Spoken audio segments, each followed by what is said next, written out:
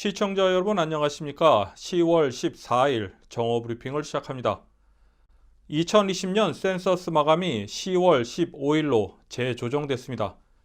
연방 센서스국은 홈페이지를 통해 변경된 마감 일정에 대해 공개했습니다. 센서스국은 2020년 인구 조사를 위한 자체 응답과 현장 데이터 수집 작업을 10월 15일에 종료한다고 밝혔습니다. 인터넷을 통한 자체 응답은 하와이 표준시로 10월 15일 오후 11시 59분에 종료되며 동부 시간으로는 10월 16일 오전 6시에 종료된다고 소개했습니다. 그 외 서면을 통한 응답은 15일 우체국 소인이 찍혀 있어야 유효하다고 덧붙였습니다. 조지아의 조기투표가 오늘로 3일차를 맞이했습니다. 1일차와 2일차의 일부 투표소에서는 6시간 이상의 긴 대기시간이 발생했는데 카운티 선관위들은 투표기를 늘리는 등 대기시간 감소를 위해 노력 중입니다. 캅 카운티의 경우 투표기 개수를 증설하고 다음 주부터 2개의 투표소를 추가할 예정입니다. 귀넷 카운티 선관위 측은 투표소는 늘릴 수 없지만 투표기 개수를 증설할 것이라고 밝혔습니다. 투표소별로 대기시간의 차이가 컸던 것으로 전했습니다. 일부 투표소는 평균 대기시간이 45분으로 나타나기도 했습니다. 캅 카운티와 귀넷 카운티의 경우 웹사이트를 통해 투표소별 평균 대기시간을 공개하고 있습니다.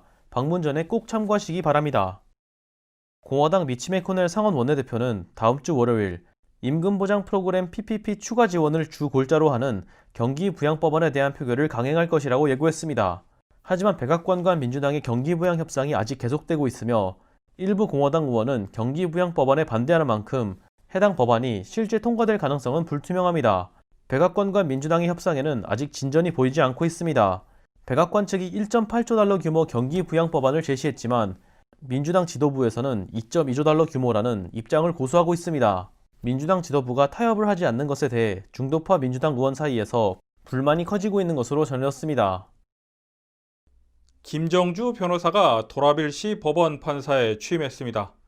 김정주 판사는 지난 12일 귀넷 고등법원 안젤라 던컨 판사 주재로 취임 선서식을 가졌습니다. 당시 취임 선서식에는 조지아 한인 변호사협회 관계자들이 참석했습니다.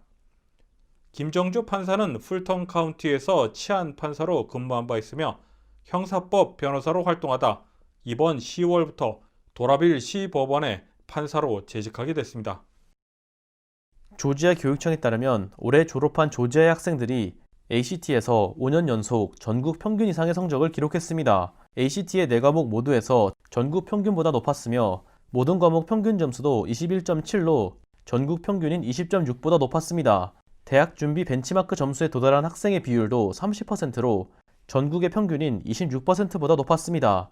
조지아 학생들은 SAT에서도 3년 연속 전국 평균 이상을 기록했던 바 있습니다. 캘리포니아 북부지법 필리스 해밀턴 연방판사는 교도소 수감자에게도 연방정부가 제공하는 경기부양지원금 1,200달러를 받을 수 있는 자격이 있다고 판결했습니다. 또한 수감자들이 경기부양지원금을 신청할 수 있는 방법이나 관련 정보도 제공해야 한다고 결정했습니다. 연방세무국은 사회보장법을 들어 수감자들이 경기부양지원금을 받을 자격이 없다고 주장한 바 있습니다. 한편 IRS는 이번 판결에 따라 오는 24일까지 수감자에게 경기부양지원금 지원 방법을 마련해야 합니다. 지난주 귀넷 카운티 버케드에서 뺑소니 사고가 발생했습니다. 뺑소니 용의자는 다름 아닌 16세 청소년이었습니다. 용의자는 사고를 내고 현장에서 도망치려 했으나 주변 공사 현장에서 근무하고 있던 전기기사들이 사고 현장을 주시하고 있었고 이윽고 도망치는 용의자를 주짓수 기술로 잡아두었습니다. 뺑소니 사고를 낸 용의자는 총기도 소지하고 있던 것으로 알려졌습니다. 애틀랜타 브레이브스가 LA 다저스를 상대로 다시 한번 승리했습니다. 어제 저녁 6시경 열린 내셔널리그 챔피언십 시리즈 2차전에서 스코어 8대7로 승리하였습니다. 다저스의 에이스 클레이튼 커쇼가 선발 출전할 것으로 예상되었던 2차전에서 커쇼가 나오지 못하며 다저스 투수 운영에 차질이 생겼습니다. 브레이브스는 5회까지 6점을 몰아치며 승기를 굳히는 듯 했습니다. 하지만 7회에 3점을 따라잡은 다저스가 9회에 4점을 추가하며 스코어 8대7로 턱밑까지 쫓아왔지만 브레이브스의 마무리 투수 마크 멜란손이 마지막 아웃 카운트를 잡고 세이브를 기록하며 브레이브스가 승리하였습니다. 오늘인 14일에 코로나19 현황을 전해드립니다. 오전 10시 기준 미국 내 코로나19 누적 확진 환자는 809만 7,973명, 누적 사망자는 22만 989명입니다. 어제 하루 동안 신규 확진 환자는 5만 1,534명 늘었고 신규 사망자는 843명 증가했습니다. 다음은 조지아주 코로나19 현황입니다. 주 보건당국의 어제인 13일 오후 2시 50분 집계에 따르면 조지아주의 누적 확진 환자는 33만 3,304명, 누적 사망자는 7,454명으로 집계됐습니다. 신규 확진 환자는 1,021명 증가했고 신규 사망자는 27명 증가했습니다. 다음은 카운티별 집계입니다. 풀톤 카운티 누적 확진 환자 29,274명, 누적 사망자는 594명입니다.